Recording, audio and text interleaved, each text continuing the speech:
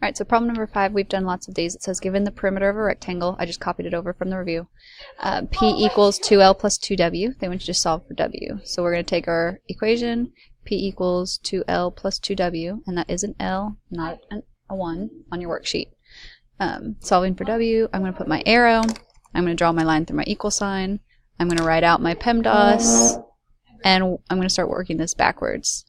Before I work it backwards, I'm going to figure out what's going on over here. So right now next to my W I have a 2 attached.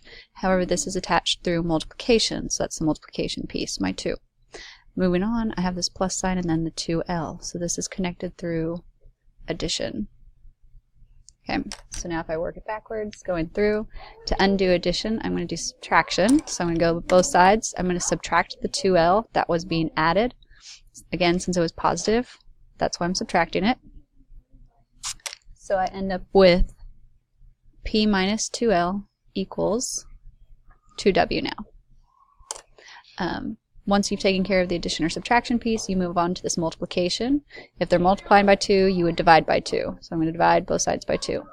Not much we can actually combine here, so we're going to just leave it. P minus 2L all over 2 equals W now. It is possible that on the answer on your test, they might actually break it up. Like I've said before, you're dividing both items by 2. So if I have P divided by 2, there's not much I could do there, but I could write it as P divided by 2, that fraction.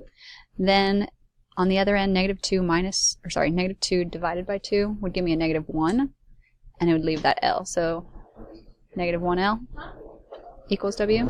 You don't really have to have this 1 here, so you might see it just as P divided by 2 minus L equals W.